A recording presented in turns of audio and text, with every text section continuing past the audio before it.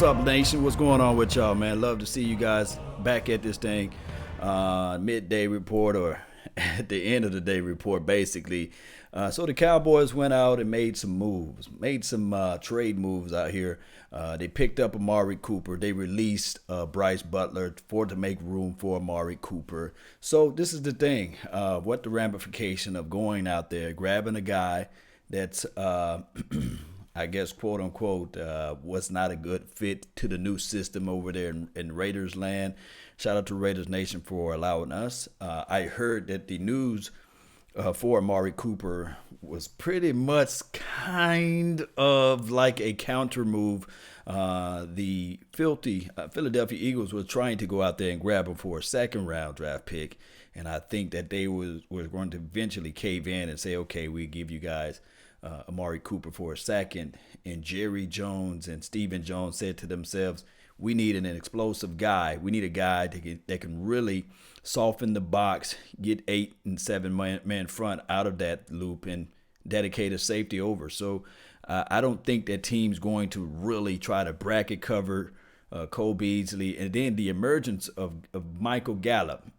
And also, we can understand that number 89, I don't know what number he's going to wear. You guys can educate and let me know what number Amari is going to wear.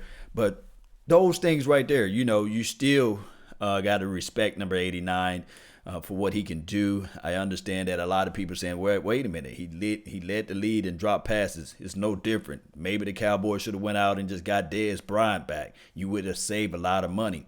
Maybe that would have been a better route to go with and just call everything a bluff. But, sometimes you have to throw in a new wrinkle. Sometimes during the offseason, during this major, and I'm talking about a major bye week, sometimes you have to implement, okay, these are the things we did wrong. And these are the things that we need to ultimately correct. So with that being said, I appreciate everybody for tuning in to the nation.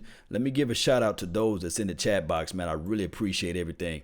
Really thank you all for tuning in. Let me see. I always like to give love for the first person that's in here. Lance Satchel. Man, you must be part of the notification swap for being in there like that. John, thank you for tuning in. You second place. Got to step it up. Who is this? Felixi. Hey. Third place, man.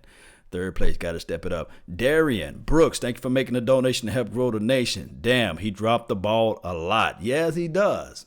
And then looking at news reported today that my guy Terrence Williams is in trouble. So I don't think Terrence is going to be back on his team. So they have to figure out a way, because I've been beating on the table saying that, look, Dak Prescott got a team of undrafted players out there. It's okay, it's cool to have one, but he had a whole entire team. Now, trust me, Cole Beasley doing his thing, he's living it up out there, and I appreciate that, Cole Beasley.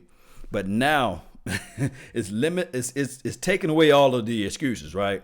So for those who out there who really been saying like, hey, Dak Prescott, they got a Dak-friendly receivers out here. Now they got an ultimate Dak-friendly receiver. The guy runs a 4.4 40, I think, or 4.4 240, something like that, number 89. I'm talking about Amari Cooper. He runs that type of speed. In and out of his breaks, they are pretty sharp. Now what you can do is you can still utilize Hearns, but he don't have to have a whole plate to eat, basically.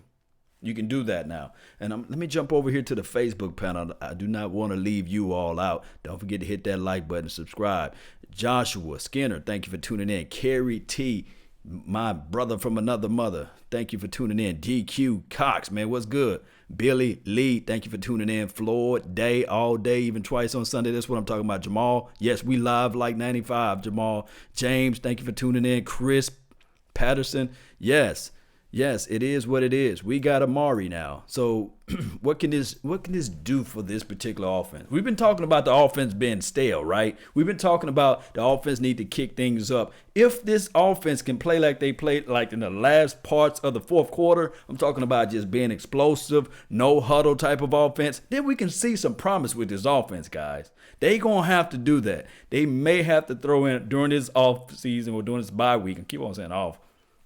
But during this bye, what this Dallas Cowboys offense must do in order, because they still in the mix. We lost 4 games, whoop-de-whoop. But at home, there's still hope, right? At home, we pretty much playing good. We playing a nice caliber offense at home. So what this team have to do, if they can win every game at home, that's cool. And that's a stretch there too. But if we can win every game, which is showing and leaning towards the fact that we play better at home, then all we have to do from here is just give me 2 road games.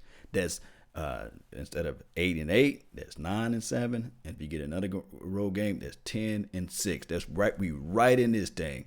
And the Eagles, although everybody put them on a mantle, we're not that far apart from them. I think they got the same records as we do. And one can argue this. Shout out to the Washington team.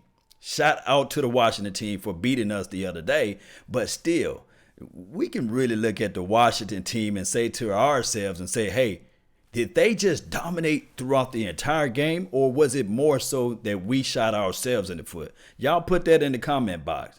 Just put that down for me. Let me know whether or not, and I'm not even going to bring up the officials. I'm not going to talk about the other calls, the call, no call, and all this stuff.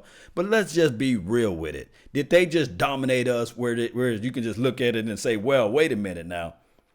They just beat us 40-0. No, that didn't happen. We shot ourselves in the foot. And if we can eliminate these type of mistakes, and if we can get some higher caliber players that can make plays out there, of course, and this is for everybody about Dak Prescott. Yes, he's going to have to play a perfect game. He's going to have to understand that this team cannot allow to have fumbles. He got to be protective of the ball. And then I want a lot of people to hush about the interceptions that he could throw, or the fumbles and things, because we just went through 10 years of this stuff, and with a better quarterback.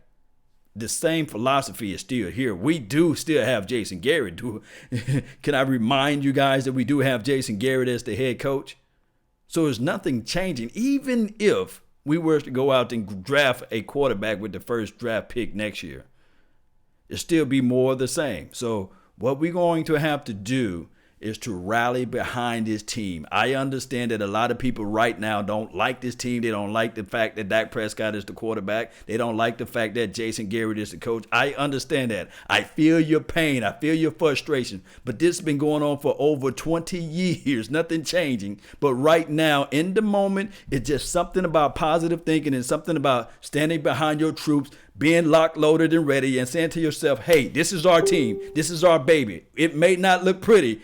It may not be a pretty baby, but damn it, this is our baby, and we love our team. So that's what I want. I want people, so when we come home, when we play home games, if it's just this, if 8-8 get us into the playoff, if we win every home game, it's still a chance. Can you imagine with our mindsets if we thought? Let me just jump to another team. Can you imagine the 2007 Giants?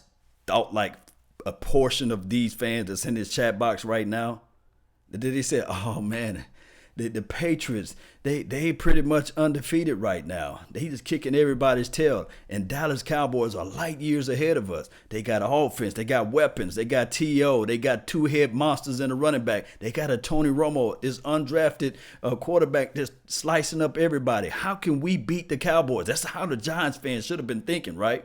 But they said, no, we got a good defense. We got a subpar quarterback at the time. And we just going to have to figure out a way, how can we get into the playoff? And we can get into the playoff, then something can shake or loose. That's where they mindset. If you don't believe me, ask a New York Giants fan. They say if we can get into there and just get in and dance, then there's a chance. And then they caught the Cowboys sleeping because we was in Cabo. But we was a lock-loaded team. You can't tell me that 2017 wasn't the team to make us go beyond the promised land almost.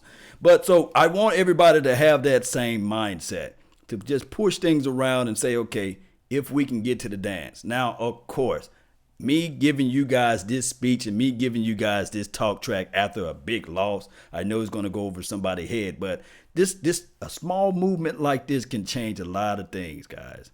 Hey, it is what it is. A small movement like this can change a lot of things. Thank everybody for tuning in to the nation. Let me pull up the chat box, man. I like to pull it around so everybody can have their stuff forever out there in the ether, right? Appreciate you, man.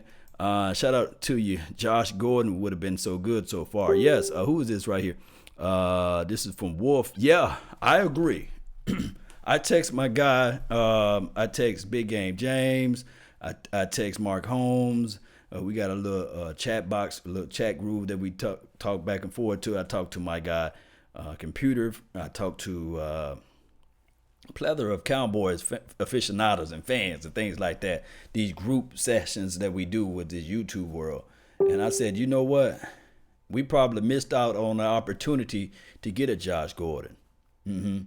Because we didn't have to spend no asset for him. We just had to rehabilitate, but we understand how that going with David Irvin and the other guy, Randy Gregory. But if we would have went out and got a Josh Gordon, we wouldn't have to spend no assets for that, right? We didn't have to lose no draft picks for that. We'd probably get a little hit from the media and things like that, but he would have been right now a good piece with this offense. And then if we'd have went out and got an Eric Reed, or if we would have went out and said to ourselves, okay, maybe Eric Reed, an explosive guy that can get turnovers and takeaways. Didn't we see Eric Reed been dominant against the actual filthy?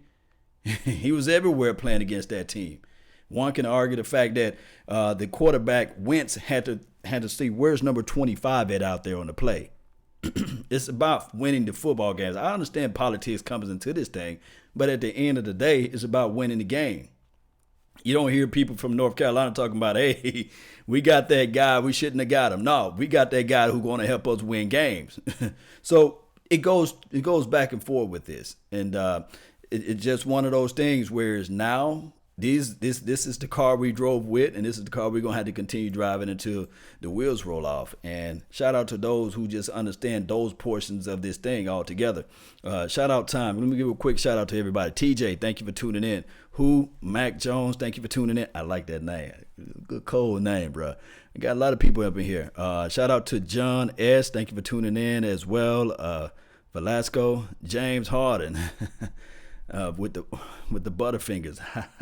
I see you, man. I feel you. Who we got over here? Ninja Nuts, man. Gordon is better. I agree. Gordon can pluck the ball out of the sky, and he can run some sharp, crisp routes. I don't know if Josh Gordon is a little bit. He'd probably be a tad slower. I will say that. But Josh Gordon is more of a dominant threat, especially if you just put him at the X and you slide in Michael Gallup as the flanker and the Z, and then you can roll out a Cole Beasley. You can do some twist routes. You can do some trips to the side. You can do a lot of things with those looks. Maybe we can do that too right now with number 89. Put down in the comment box what you guys think his number should be or will be or going to be. However, let me know. I want to see. I want him to wear number 81. I think that has to be a classy number. I'm big on numbers. I don't like the wide receivers with those little small numbers like 13, 11, and 12. And I don't know nobody will ever wear number 12 for the Cowboys. But you know what I'm talking about. 16 and 19. I don't like that. They might give him number 19 since they got rid of Bryce Butler. But I like numbers on the receiver like 80s and 81s and 82s, 83s and 84s and 85 and 86, those type of numbers. Let me know if you guys feeling the same thing, if you guys are like old school like me. Don't forget to hit that like button, share the content, fam. Chris Patterson, thank you for tuning in. Who else we have here? Derek, thank you for tuning in as well. Billy Lee. Jarwin is 89 already. Yes. Yeah, they're going to have to figure out something, Billy Lee.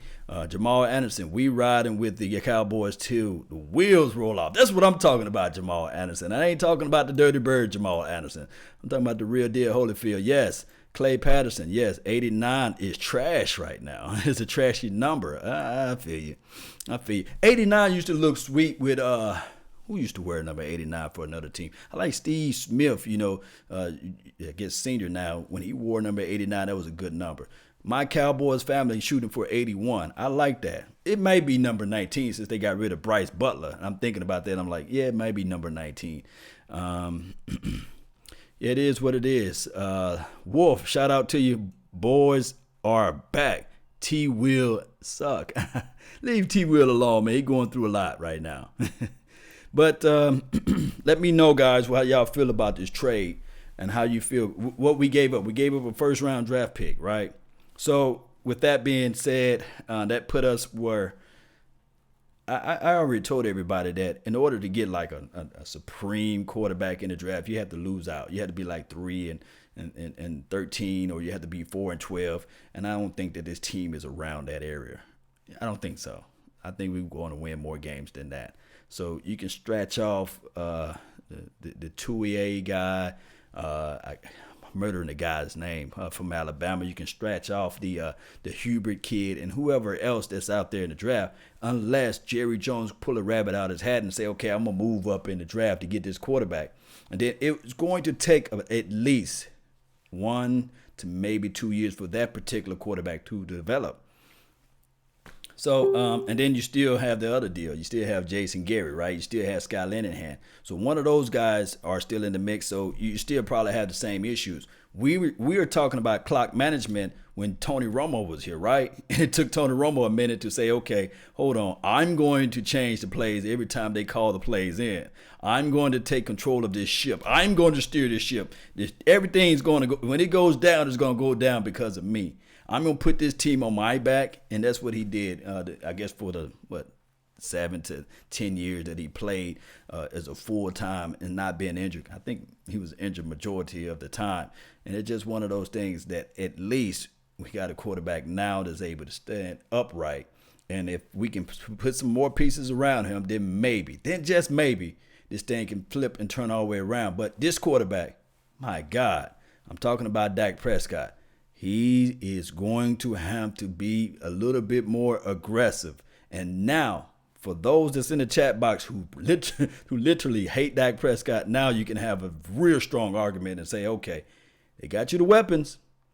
You got an outside guy. You got a young guy, too, that you can develop and build continuity and report with. And then you have a little slot guy. You got more weapons than most right now. So you got to take advantages of these situations. And we'll be waiting around and see how this thing going to all unfold. With that being said, guys, that's all the time I have for this wonderful, beautiful day. Don't forget to hit that like button, share this content, subscribe to the channel, join the notification squad. I come on this show here and there in various times, so support the nation. And I have a podcast that's LAW Nation.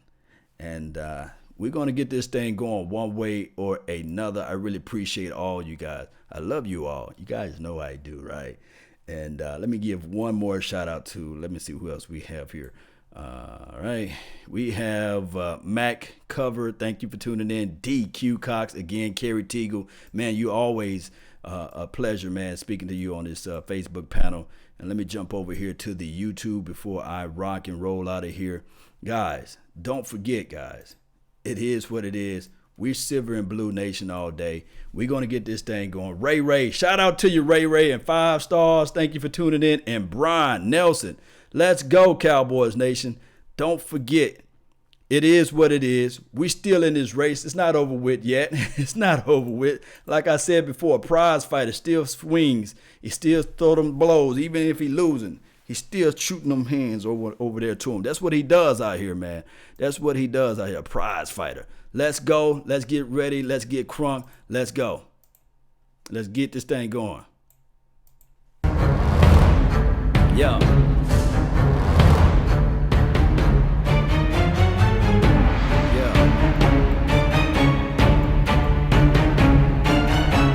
I see you, man. Love y'all too, man. Let's go. Cowboys Nation.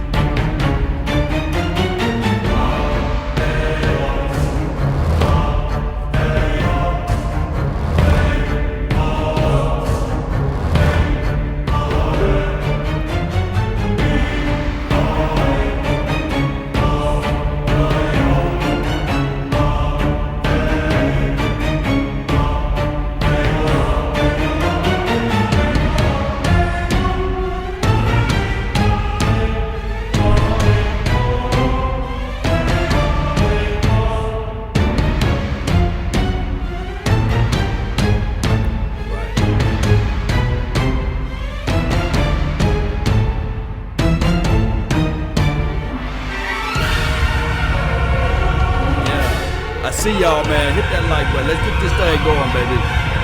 Yeah. Watch how that beat come on in. Yeah, that's what I'm waiting for. I can't leave it until I hear that. Yeah. Yes, indeed.